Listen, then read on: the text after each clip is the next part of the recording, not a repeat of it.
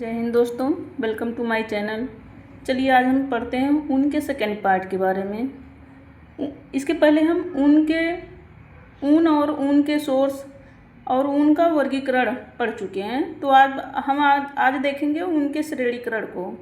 तो ऊन के चार श्रेणियों में रखा गया है। जैसे प्रथम श्रेणी के अंतर्गत मेरिनो ऊन इस श्रेणी में आता है। मेरिनो भेड़ को सर्वप्रथम स्पेन में पाला गया। इसके रेशों की लंबाई 1 से 5 इंच होती है और इसमें जो है सल्कों की संख्या 3000 से 4000 प्रति इंच होती है। इसे उत्कृष्ट, उत्तम, सर्वश्रेष्ठ एवं विश्व प्रसिद्ध श्रेणी का ऊन जो है प्राप्त होता है। और सेकंड श्रेणी में इंग्लैंड, स्कॉटलैंड, आयरलैंड तथा वेल्स में इस श्रेणी के भेड़ों को पाला जाता है। ऊन उत्तम किस्म के होते हैं लेकिन मेरिनो की तुलना में कम उत्तम होते हैं। इनके रेशे की लंबाई 2 से 4 इंच होती है।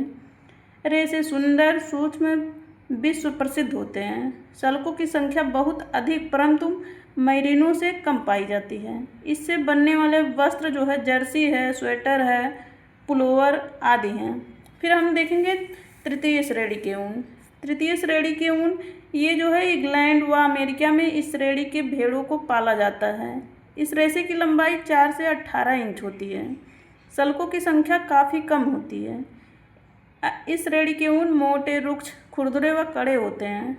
इनमें प्रत्यास्थता, कोमलता, लचीलापन एवं प्रतिस्कंदता का अभाव पाया जाता है। इससे निम्न कोटि के वस्त्र जैसे दरी, कंबल, कालीन आदि बनाए जाते हैं।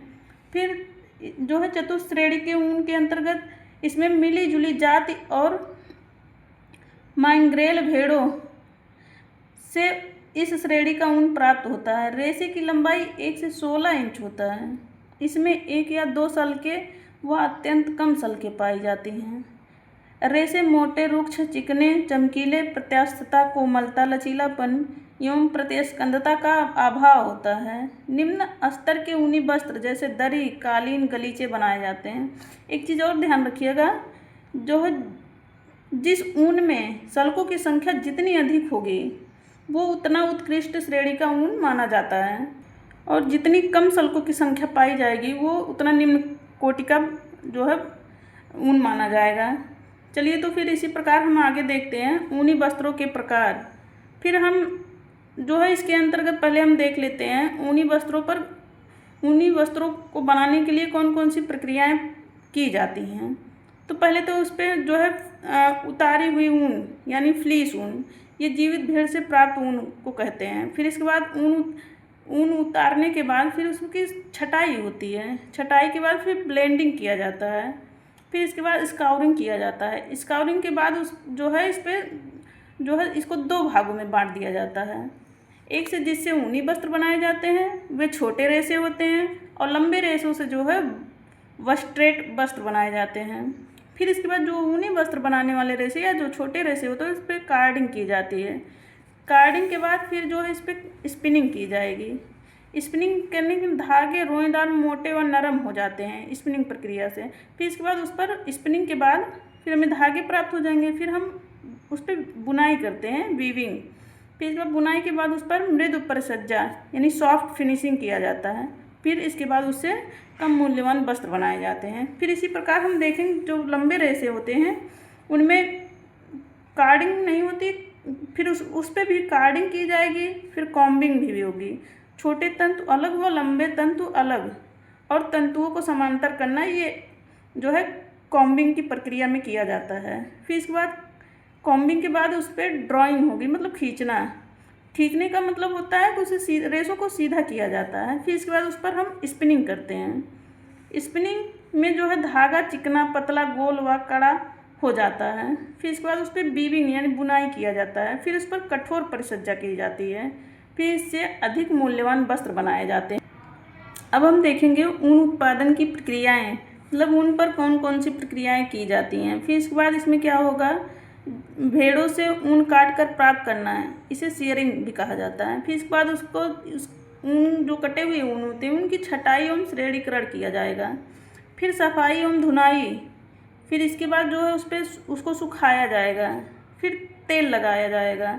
फिर मिश्रित किया जाएगा, फिर धुनाई होगी, फिर कंघी करना होगा, फिर खींचना, फिर इसके बाद उस पर कताई होगी, कताई के बाद उस पर बुनाई, बुनाई के बाद भराई, और भराई के बाद फिर उस पर ब्लीचिंग एवं रंगाई किया जाएगा, फिर इसके बाद उस पर परिसज्जा की जाएगी, परिसज्जा एवं परिष्कृत किया जाएगा उनको।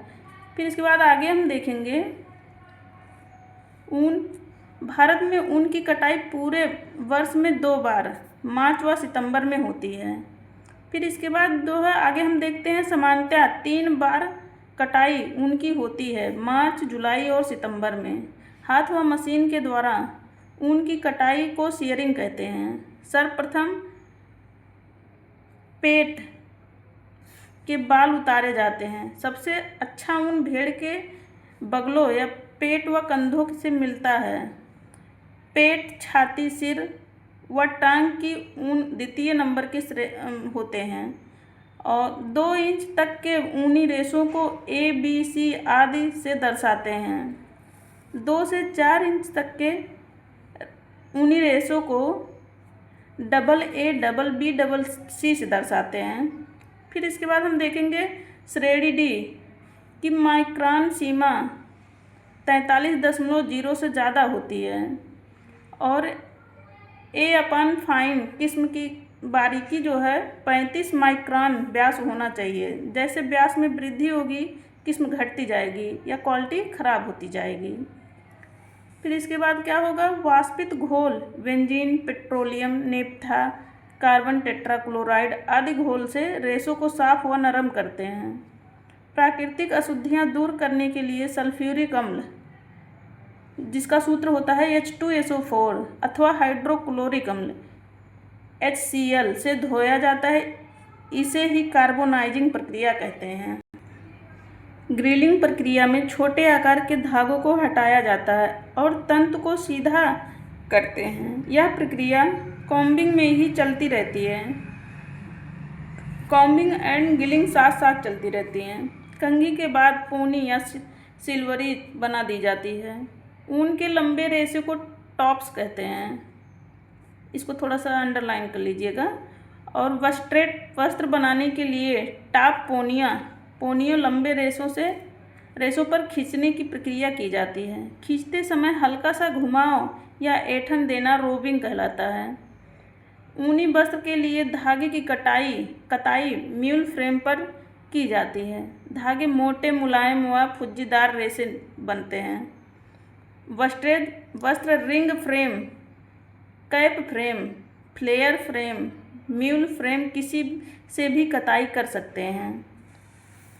फिर ऊनी वस्त्र सादी बुनाई तथा ट्विल बुनाई से तैयार किया जाता है। नमी, गर्मी एवं दबाव का हल्का सा प्रभाव डालकर ठंडे पानी में धोने की प्रक्रिया फुलिंग कहलाती है।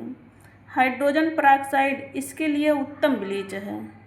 ऊन के सल्कों को कम करने व हटाने की परिसज्जा की जाती है, जिससे पेपैन नामक एंजाइम की प्रक्रिया कराई जाती है, जिससे सल्के नरम व चिकने हो जाते हैं। यह पेपैन पापन नामक पेड़ से प्राप्त होता है। यह पेड़ भारत, श्रीलंका, अफ्रीका में पाया जाता है।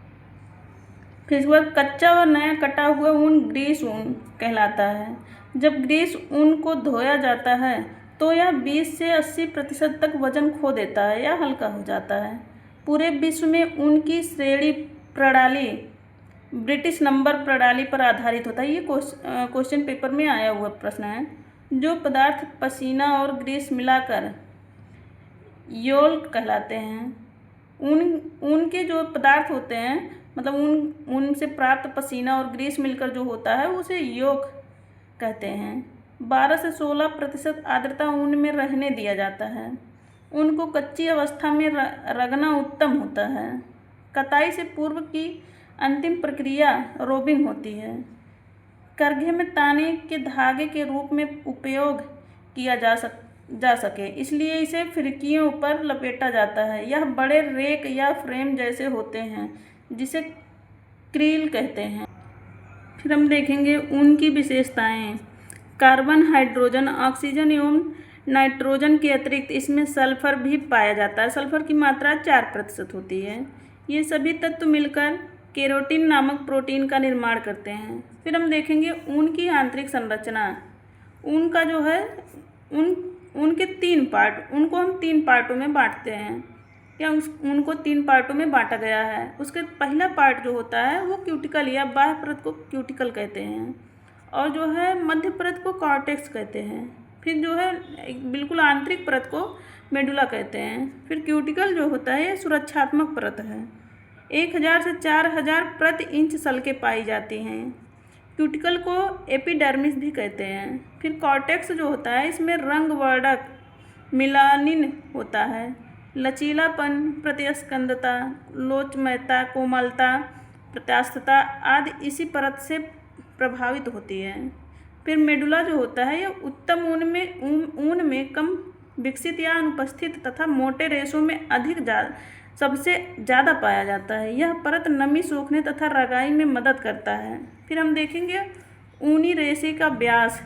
ऊनी रेशे का व्यास जो होता है 0.0005 से 0.0015 इंच होता है, और जो है ऊन का घनत्व जो होता है वो 1.32 ग्राम प्रति सीसी यानी क्यूसेक सेंटीमीटर होता है। फिर जो है भीगने के पश्चात 40% तक मजबूती कम हो जाती है ऊन में, और जो है ऊन जो है अपनी वर्तमान लंबाई से 30 से 40% अधिक खिंच जाने पर भी अपने वास्तविक स्थिति में आ जाता है। मैरिनो ऊन में 25 से 30 क्रिम्प प्रति इंच प्रतिस्कंदता, जिसे रेजिलेंसी भी कहते हैं, होती है। मोटे ऊन में 1 से 2 क्रिम्प प्रति इंच वह प्रतिस्कंदता होती है। 3% तक वातावरण से नमी सोखने का गुण रहता है ऊन में।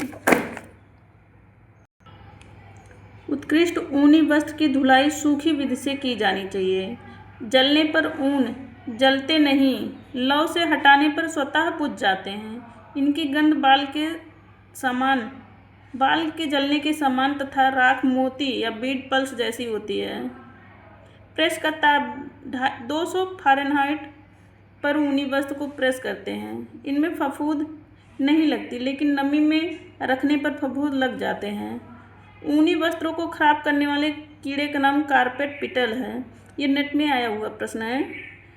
अखबार, नैफ्थलीन, ओडोनिल व नीम की पत्ती का उपयोग ऊनी वस्त्रों के अंदर रखना चाहिए जिससे कीड़े ना लगें। मैरिनो ऊन में सबसे ज़्यादा लहरें एवं सल्कें होती हैं, तभी यह सबसे अच्छा होता है। फिर इसके बाद नमी गर्मी दाब की प्रक्रिया से नमदा फेल्टिंग वस्त्र बनाया जाता है। फिर इसके बाद इस पे जो है जो हम ब्लीच करते हैं, सोडियम हाइपोक्लोराइड या जिसे जेवल वाटर का हानिकारक प्रभाव पड़ता है इस पर, और इसके बाद इसमें सोडियम परऑक्साइड एवं पोटेशियम परमैंगनेट दाग धब्बे छुड़ाने में उपयोगी होते हैं। अम्लीय रंगों के प्रति सादृश्यता और क्षारीय वेट रंग का उपयोग कर सकते हैं।